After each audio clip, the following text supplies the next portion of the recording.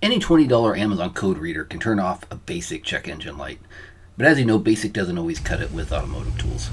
Xtool just sent me their brand new D5S touchscreen scanner.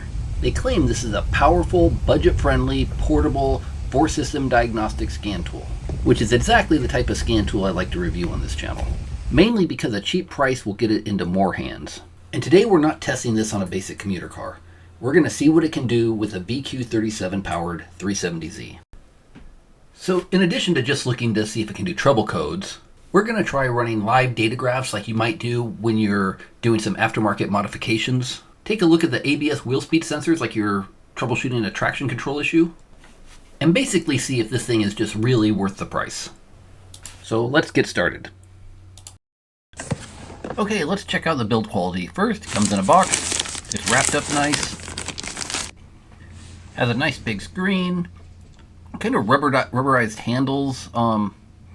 Feels pretty solid. I'm not sure I'd want to drop it on a concrete floor or anything though with that with the screen, but just like anything, you drop a glass screen on a floor, it might break.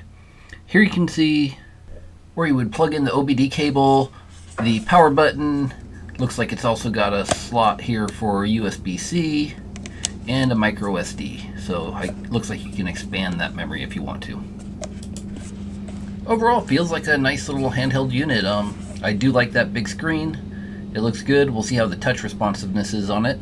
And here you see on the back, made in China, just like most of the other OBD2 readers out there that you see. So let's see what else is in the box. So here we have the OBD2 cable portion that plugs into the top and the other side into your OBD port. A USB-A to USB-C cable. There were some little instructions I'd already pulled out, and looks like that's it.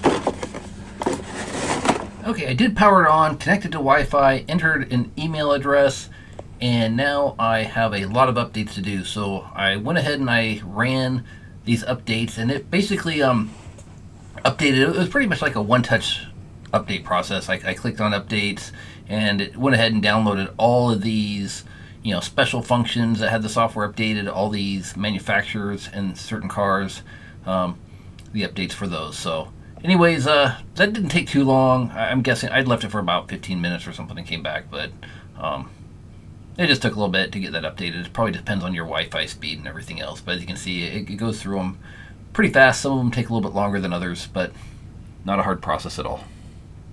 Okay, got it plugged in, ready to go. It did come with a nice long cable, which I like. Also, it seems to boot up pretty fast, so that's another good feature.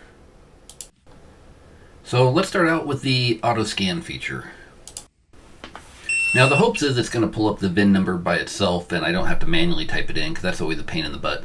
So let's see. Okay, it comes up. It says, Nissan Infiniti. So I'm just going to pick Nissan. It's not a GTR. Let this go.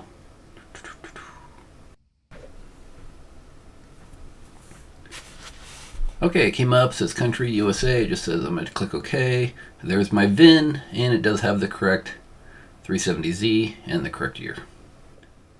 Not bad, better than typing it in. Okay, I'm going to do automatic scan here. Select that. Okay, there's the engine. It should have a module for be able to read the engine, the TCM for the transmission, the ABS, and the SRS. So there we go. And this is a manual transmission, so won't be getting much on the transmission module. Okay, and all green check marks on those. And I know this car doesn't have any trouble codes right now, so those look good. Okay, let's jump back out of this, and we'll go in and let's go look at the engine and do something fun. So okay, we'll go select engine here. Okay, here you can see you can read the trouble codes, clear the trouble codes, see live data. Let's just look at the live data for now. Okay, going into live data, I'm just going to go ahead and click on main signals here, and we'll just go ahead and look at let it pull up the main ones. And okay, you can see it's kind of nice. It's reading the battery there. That's a fast refresh rate. You can see it constantly changing, so that's kind of nice. That's definitely helpful to get one of these tools that has a fast reset rate. You can see that I can see graphing just by doing that drop down area. That was the coolant temperature. So like over time, that would probably go pretty, you could watch that rise as my engine warms up. So let's select something good in here.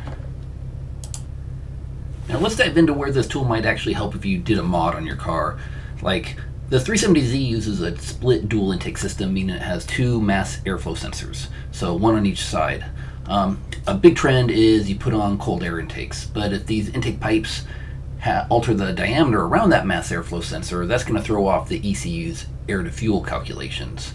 So, that can cause problems with, your hesitation or acceleration. Maybe you had an issue when you were installing the air intake. So let's select MAF 1, MAF 2, and the engine speed, and then graph them. Okay, hopefully you can see this well, but I combined them all in one graph. So you have your RPMs are in red, and the mass airflow is yellow and blue, and they're with each other. And as I hit the throttle, you can see that, as my RPMs increase, both mass airflow bank 1 and bank 2 are pretty much staying in line and increasing the same.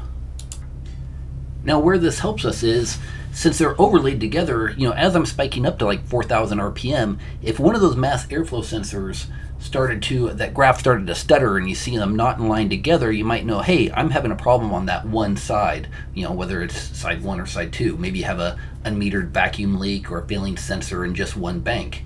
But you should see that instantly on one of these graphs, and the refresh rate on this is really nice, so those lines were smooth, which is really good. Okay, I'm going to go ahead and back out here. So far the interface is really nice. I'm not going to show you everything I'm pushing buttons on here, but I'm going to go into the ABS, and this way we can look at some of the ABS, like maybe the wheel speed sensor, like maybe you're having a problem with your traction control and one of your wheel speed sensors might be kind of freaking out a little bit. We'll just see what we can see there, probably drive it around and take a look at it. Okay, I'm jumping to the ABS data streams, and let me just grab all 4 of the wheel sensors real quick and check them off, and then we'll just graph those together. This can graph up to 4 things together, so I'm just going to combine them, and here they are. And of course it's saying 0 miles per hour, so of course for safety only have a passenger do this, and so you can have somebody dedicated to driving. But here you can see that both of them, they're reading 5, 6, 7, 8 miles per hour as my car is moving. Sorry about the shaky screen. But if I did see one that was starting to drop down below, I might say, maybe they're the problem, But of course, as you're turning a corner, you can expect, one side to go a little bit slower than the other side, especially at a slow speed. So anyways, otherwise they seem to be tracking pretty good. But this can be definitely useful if you're having like traction control problems and, you think you might have a bad wheel sensor. Now it does come with a lot of special functions too. Those can vary on your car. But it did have the throttle. It looked like the throttle relearn type worked for a 370Z, so that's good. Now I'm just jumping in here and we'll take a look at the OBD real quick. So while I do that, let's go over the pros and cons of this device. The cons would be, if you're looking for a bidirectional scan tool that can actuate individual fuel pumps, or maybe you want to look at the body control module, this device is not it. You'll need to step up to one of Xtool's higher end models for that. But for the pros, for an entry-level touchscreen scanner, this does hit its weight class. It's fast, it has a lot of features, lifetime free software updates. So overall, this seems to have come in, $150 range to $200 range when I was just glancing online. Some of those were like sale prices. But overall, it's a great handheld scanner that can get a lot of troubleshooting done and really help you out in the shop. So I would have no problem recommending this to anybody to use, because in a pinch, this is gonna really help out a lot of people. Now here you can see I'm just kind of looking at the your fuel trims. You can check your long-term, your short-term fuel trims. You can graph them. This one's hitting about 10% on that bank 1, and bank 2 is sitting at 5.5. So that's kind of odd. So I might want to look into this, because that's interesting.